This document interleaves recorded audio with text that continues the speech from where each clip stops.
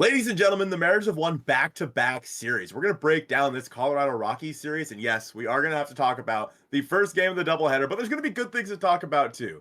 Then we're going to break down some possible injury news for the Seattle Mariners, as well as talk about when is Bryan Woo coming back for this team, and then we're going to finish it all off by breaking down the Rangers series that the Mariners are starting on Tuesday. Thank you guys so much for watching episode 80 of the Hit It Here podcast, part of the Bleav Network, the JMars 420 episode of the podcast. You may be thinking to yourself, Colton, J Mars was never a Mariner. And you're right, but J Mars is the guy that is helping us give away 2 pairs of Mariners tickets to a game later this week. So make sure you stay tuned to figure out how to win those. But first and foremost, I have to talk to Joe. Unfortunately, Joe, how are you? I am doing great. Shout out J Mars, just an absolute homie. Those who are listening on the audio end, I might say for this one, leave a 5-star review, duh. But come hang out with us on YouTube. You're going to want to stick around and be on the video portion for this specific episode of the podcast. Colton, we got another series win today, and that is a huge dub. Get a day off after a doubleheader, another huge dub, and we go into a Texas Rangers series on Tuesday after they just kind of had to go pretty, down to their, they were getting gritty. They were getting they had to give it their all to take down the Atlanta Braves, who, if I probably went and looked at World Series betting favorites right now, the Braves are probably at the top, but you can find out more with BetOnline. So quick word from BetOnline. Thank you once again to BetOnline for being the sponsor for the Hit It Here podcast here. BetOnline is your guys' #1 source for all the summer sports action, from the MLB to the NBA to the NHL, even to golf. BetOnline has you guys covered with all the latest stats, news, and scores available to you guys to follow your favorite teams or specific players as well. Get the latest odds and lines, including the latest team matchups, player props, on any sport that you really could think of. Head to the website today, or even use your mobile device to get in on the action. You guys know that BetOnline has some of the best mobile coverage and desktop coverage, ease of access, so you can place your bets anywhere. And if I'm being honest with you, the MLB season, it's kicking off. Now's the time to get in. Everybody's kind of back in the groove. MLB would be my sport to bet on right now. Head to BetOnline, use promo code Bleav, that's BLEAV, on your first deposit for that 50% welcome bonus. BetOnline, where the game starts. We have to go back to the beginning of the Rocky series, which started on Saturday, not on Friday because of a snow out. A phenomenal game overall, I'd say, given the weather. A 7-0 shutout. Only 3 hits given up. The Mariners had 16 of them, for themselves. Dropped 7 on the Rockies' heads. Dakota Hudson didn't stand a chance. And in game 1, let me tell you, The Rock rocked the Rockies. You made the joke on Twitter. I'm not going to try and pretend like I made the joke. I'm giving credit to you right now, but Luis Castillo, 7 innings, only 2 hits, 1 walk, 9 Ks. Bro dominated the Colorado Rockies. Colton, this, I think, set the tone for what we kind of expected starting our little 3-game set here against Colorado. Yeah, the Colorado Rockies are a bad baseball team. Going into this series, they were 4-15 or 4? Yeah, I Bleav that was their record. Mm-hmm. They're coming out of it, obviously 5 and now 17. They did win, obviously, the first game of the doubleheader, but it's a bad baseball team, and we saw it all 3 games. We saw how bad this team is in all 3 games. So not to discredit Luis at all, because he was brilliant out there. He had so much more command than I had seen him have all season. 7 strong innings for Luis again, just those 2 hits with 9 Ks. Luis was dominant. He looked like The Rock for the first time probably this year. As for the Mariners offense, Julio went 4 for 5, JP 2 for 5. Cal Raleigh was his first career 4-hit night. Ty with 2 hits as well. Jonathan Clase with 2 hits. Just a big game for the offense in this series. And it was, again, kind of what we expected going into this series, especially coming off of a Reds series where the Mariners did hold that Reds team to only 5 runs.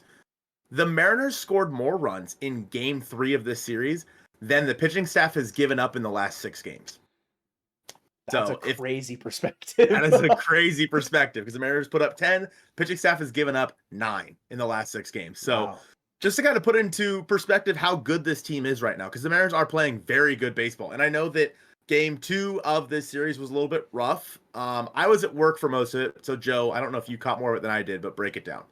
There wasn't really much to watch for the majority of game 2 here.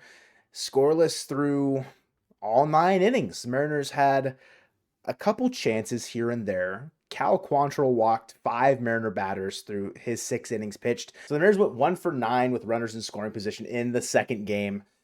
They walked 6 times, but they did strike out 10. So compared to the first game, they walked 6 times, struck out only 3 times. So there was definitely opportunities for the Mariners to not have to rely on some shenanigans and the Manfred man to win this game.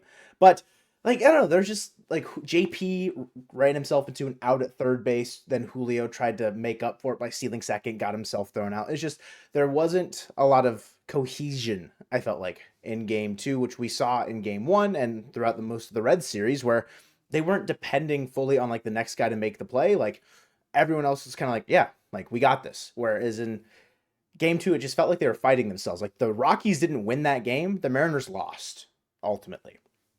They didn't deserve to win game 2. Oh God, no. Like given how they played, how they looked, I mean, aside, I'd say the one guy, I guess the pitching in general did all right. Like George got word after the first game that he wasn't 100%, which is kind of concerning, a little bit of arm soreness. So he only went 5 innings, 88 pitches, gave up 5 hits, 1 walk, 7 Ks.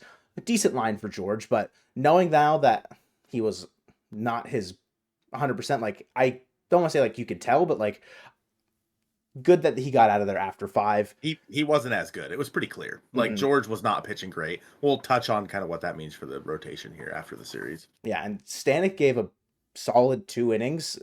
Did get bailed out by the fan interference call. It was just weird. Like it was just kind of like a situation like ball don't lie. Like not to say that the Mariners should have lost on that play because it was fan interference, but if the fan just realizes, hey, like I should hang back for a sec, that ball's going out. I don't think Dylan Moore catches that ball. So the Mariners would have lost there, but ultimately they do lose in extras. Andres Munoz, everyone is just like thinking he's washed because he kind of got bat-pipped by Charlie Blackmon hitting a slow dribbler to a pull side position Jorge Polanco. He hit it back up the middle. It's just like, it wasn't the Mariners game to win.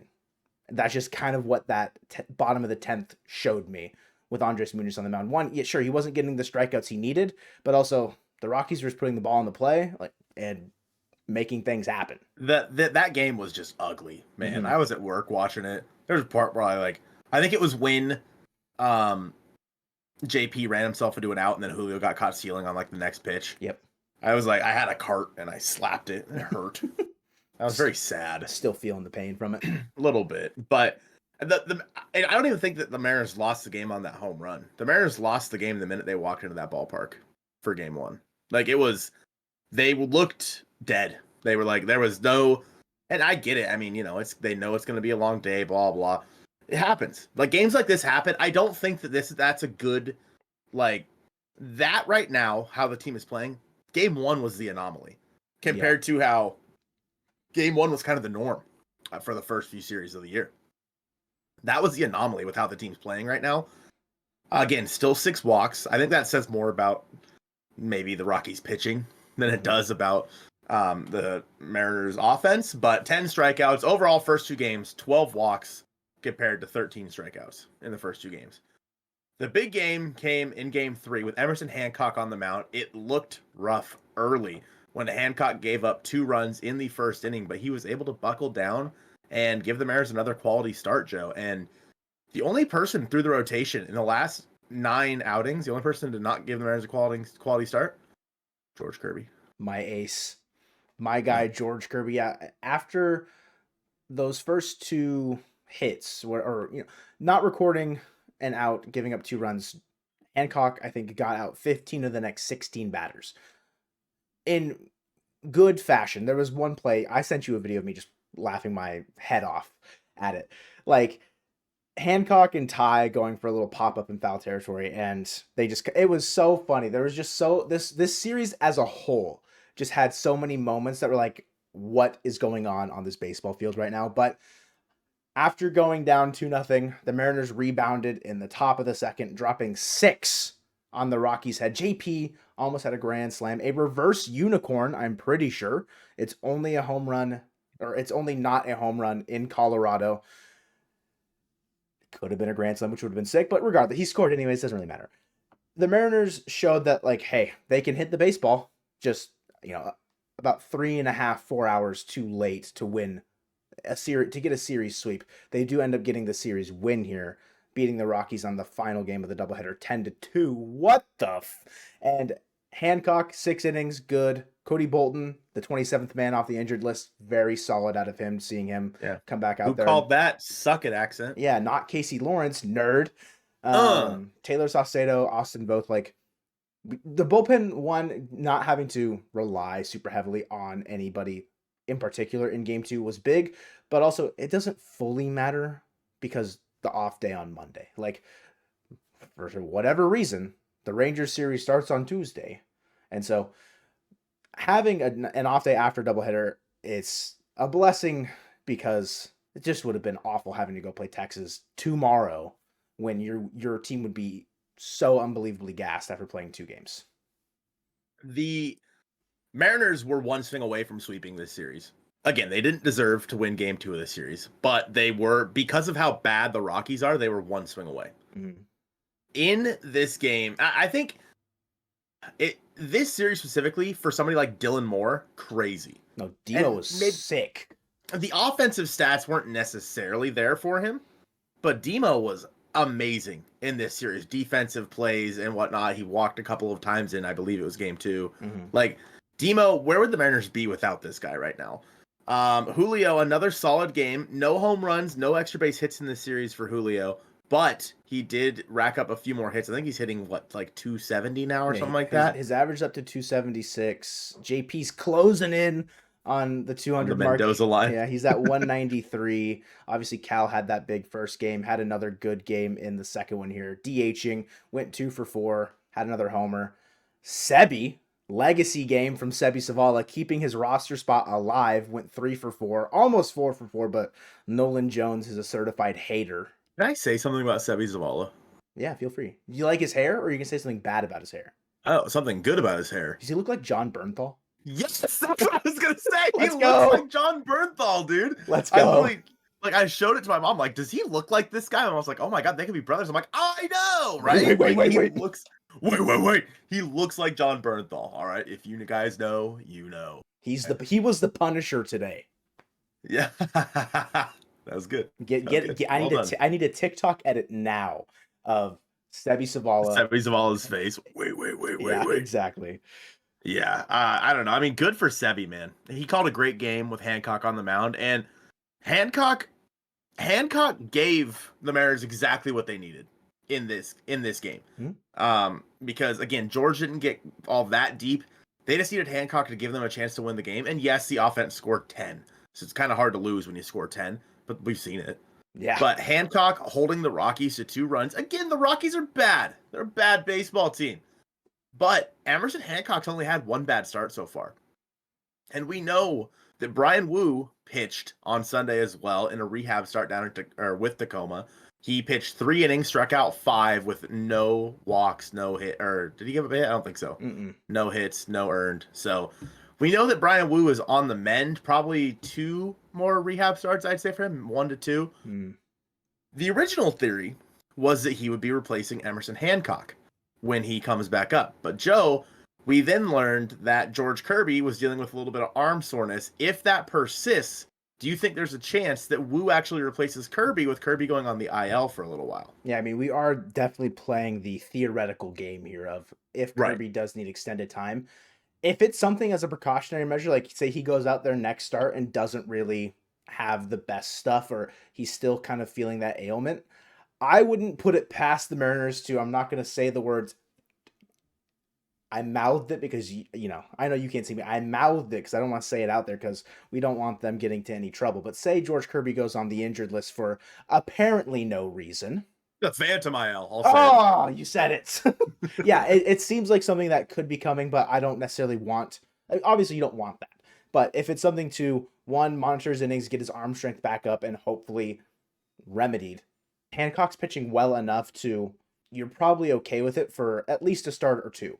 And that's, I mean, are we playing with fire by allowing that more than, say, like the leash that he's already been given with Woo's absence? Maybe. But again, back to back quality starts, like he's doing well enough to, if you really need to take this as a big precautionary measure, because one, losing George Kirby for 2 weeks is fine. If this persists and it's a longer absence, like 2 months, then that becomes a major problem for you.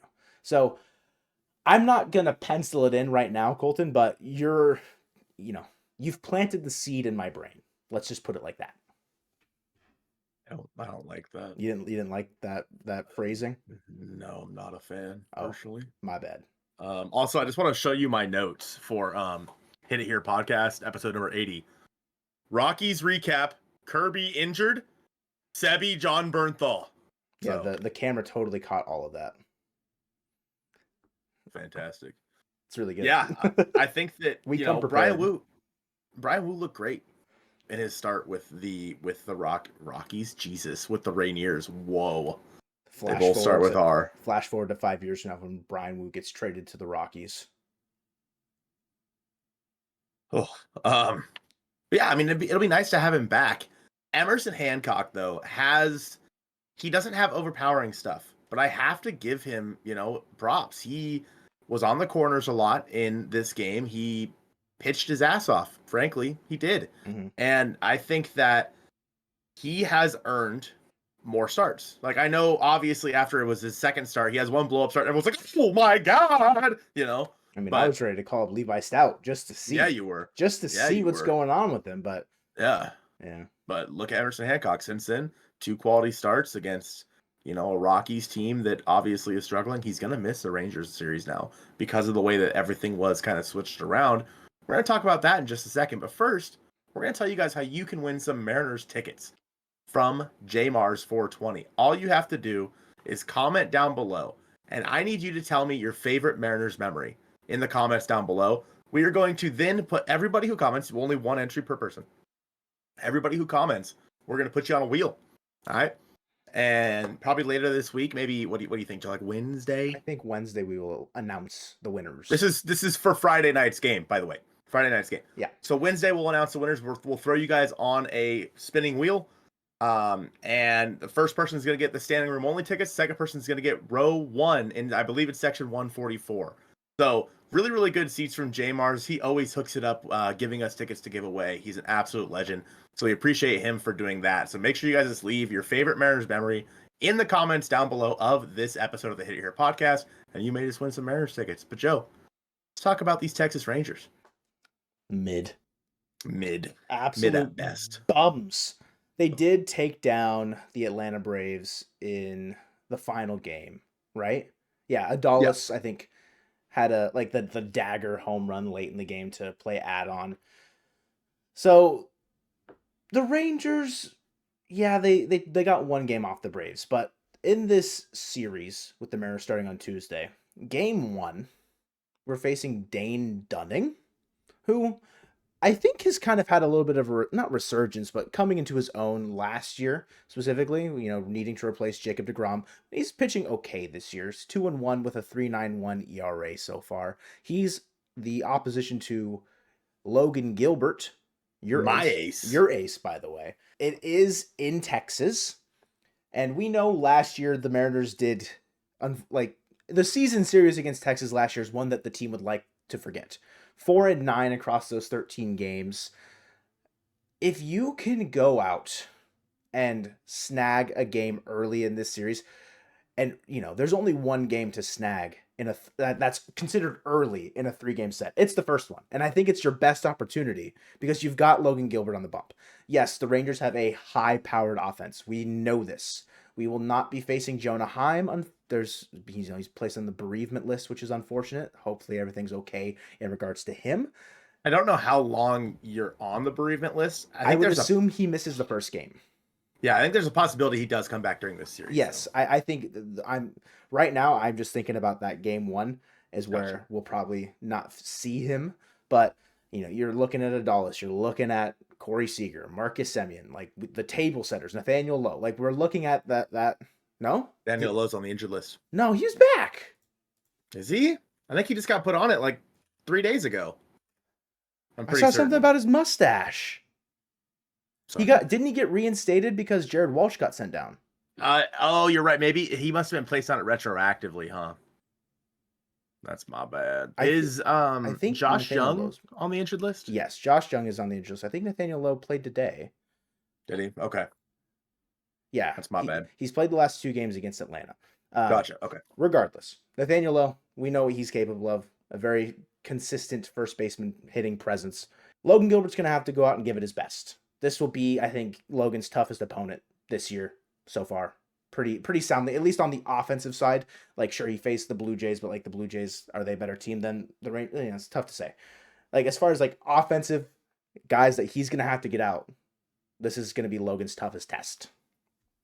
Yeah, I think that he's going to have to be on the corners, and he's going to really need to stay out of the middle of the plate, especially to guys like Steroids Odalis. And Whoa! I'm just kidding. He's not on steroids, guys. He's just a freak athlete. He's buff. Just jacked. I wish my neck looked like that. Mm-hmm. Corey Seager, of course, he looked really bad against Chris Sale the other day. I mean, I don't lefty facing him. Chris Sale. Nah. Yeah. I Bleav Semion's been hot. He's been hitting the ball of the ballpark quite a bit lately. So yeah, I mean, it's going to be a tough game for Logan. And as long as he can stay on the corners and not work too many deep counts, I think he'll be fine.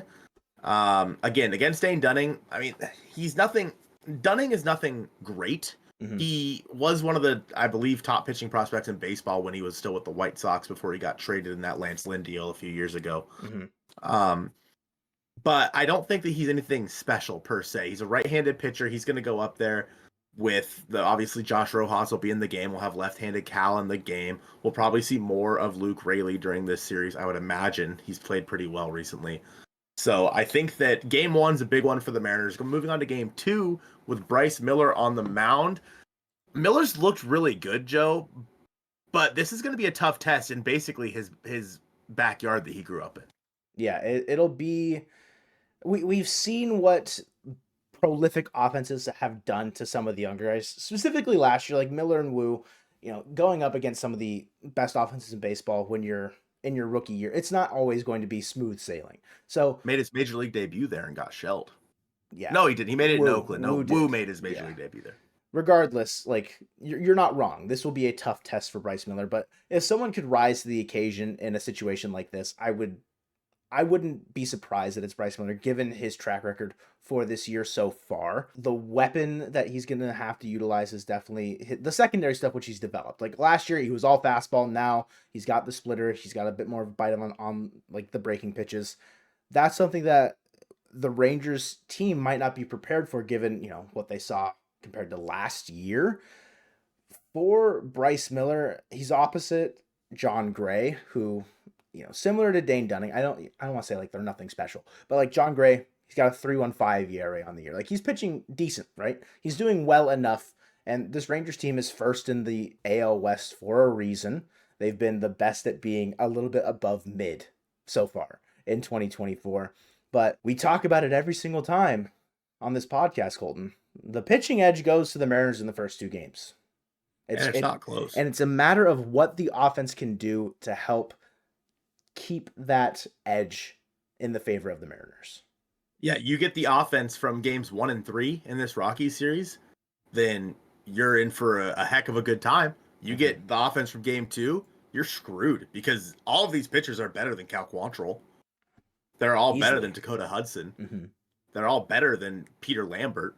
Like, don't get me wrong. This is like the pitching staff for the Rangers. It's not elite, but it's not bad. They're established guys. Dane Dunning obviously being the least established of them all. John Gray has made something of himself in Texas after he didn't in Colorado. I think that he's going to be the best pitcher the Mariners are going to see starting anyway in this series. Again, you're going to probably be running out that left-handed lineup. As you look to game 3 with Luis Castillo on the mound versus Andrew Heaney, I mean, that's a game that I think the Mariners need to take. They need to take that game specifically. Castillo, especially coming off the start that he just had against Andrew Heaney, who has just never put it all together for a full season. You're going to have, of course, your right-handed lineup facing Andrew Heaney. He is a lefty, but he has not been good this year either, Joe. Yeah, a 6.35 ERA for Heaney.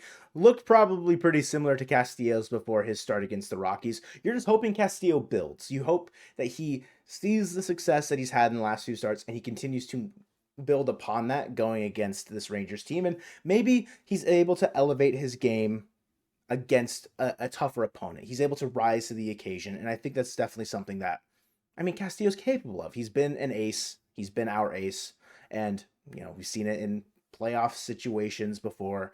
Castillo can go out there and they have to know the implications of this series early on means so much, especially on the road. If you can go out there and win your third series in a row, take 2 out of 3 at least from this Rangers team, that sets you up really great when they're coming back home or you're playing them later down the line in the summer months or into September. Like, these games do matter. Mitch Garver, maybe the Mitch Garver revenge series is on. Something I want to say about game 3 for Heaney on the mound specifically, Luis Urias did leave game 3 with a wrist contusion after getting hit by a pitch. So we don't know right now the severity of that. Obviously, he will get tomorrow off. He would get Tuesday off. He would get Wednesday off. If that's enough time for him to heal, feel good about where he's at, I wouldn't be surprised to see Urias in there on Thursday against Heaney. But if it's something more severe, a roster move would probably be coming. And more than likely, Sam Haggerty is the guy because he's on the 40-man and he allows Dylan Moore to go probably slide into that third base platoon, and then Haggerty slides into the utility role. Something I just wanted to mention because we will see that right-handed batting lineup against a lefty on the mound with Heaney. So Thursday's episode of the podcast, we might have to reiterate this because the release schedule will get a little weird with the Mariners off days this week. So it might be a bit redundant on Thursday when we talk about that final game going into Thursday's game. But what are you feeling for Urias? Like, do you think it's going to be anything that's going to keep him out, or do you think the 3 days will be enough? I mean, it didn't look good. I mean, we won't know until something's said, but I would lean towards, especially if something's broken in there, obviously he's going on the injured list. The options for the Mariners, Haggerty, of course, like you said, is I think the most likely. Mm-hmm. Another guy is Brian Anderson, although I don't believe he's on the 40-man. Correct. So the Mariners would have to make a 40-man move there. I'm not sure exactly what that move would be. Doesn't matter. It's all hypothetical. Obviously, Anderson can play third base for the Mariners if they need him to, but I agree that Dylan Moore would kind of move into that role as the right-handed platoon there.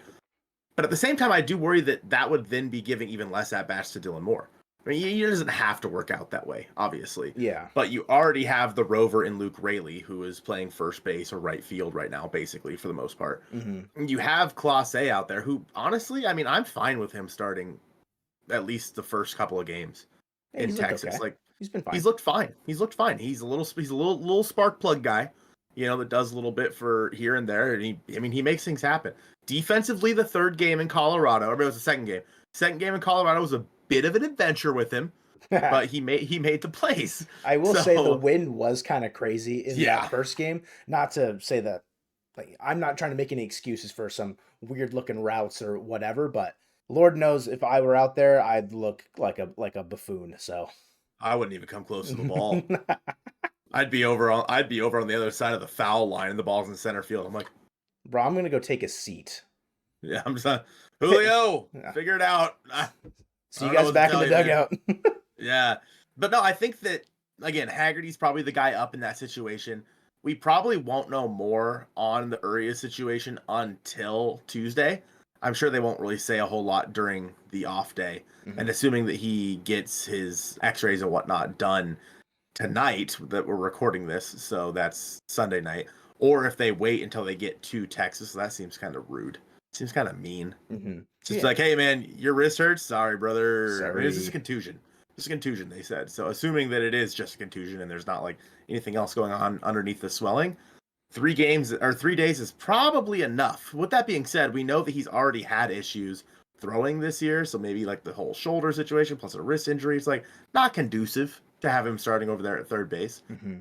I also do think that Rojas is I'd be fine with them just starting him versus Andrew Heaney. Yeah, give him a day against the lefty. Why not? Just see what he can do. Like, he's shown the entire season that, like, he's a competent, capable guy that has not been overmatched. The third game wasn't his greatest, admittedly. He did go 0 for 3 with 2 strikeouts.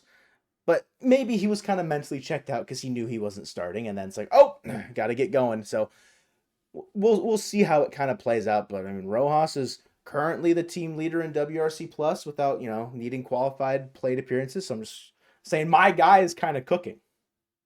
All right, I'm just gonna say it. Yeah, I'm kind of bummed that ball that Ty France hit didn't get out. The double or which one? Oh, it was okay. I think I know what you're talking about. The one where everyone thought it was out. Yeah, that one. That one. Yeah. Yeah. But he did have a nice double into the right field gap. Yeah. Took the pitch sheet where it was pitched, basically. So I don't know. I mean, it was, again, Rocky series, great series for the guys, as long as they can build upon it here in this Rangers series, because it's gonna be tough coming back home against the Diamondbacks and then against, in my opinion, the World Series favorites right now in the Atlanta Braves. It's going to be tough with the welcoming home of Jared Kelenic and Eugenio Suarez coming up when the Mariners fly back home. I'll be flying back home too, Joe. Yeah. I won't be around, guys. I'm going to miss the Diamondback series. I'm going to be in Arizona. Which is ironic. At a Savannah Bananas game. Why can't the Mariners just go play in Arizona instead? Don't come home. Go play banana ball so Colton can watch the Mariners play against the Savannah Bananas. You'll have to bring up Cade Marlowe, former Savannah Banana. All right. But I don't know. I'm kind of bummed. I did want to see Gino. Now, again, make sure you guys do comment down below and tell me your favorite Mariners memory, and you might just win a couple of tickets to Friday night's Mariners game. Thank you guys so much for watching episode 80 of the Hit It Here podcast presented by Bet Online, the Mitchell Hopkins episode of the Hit It Here podcast, and go Mariners.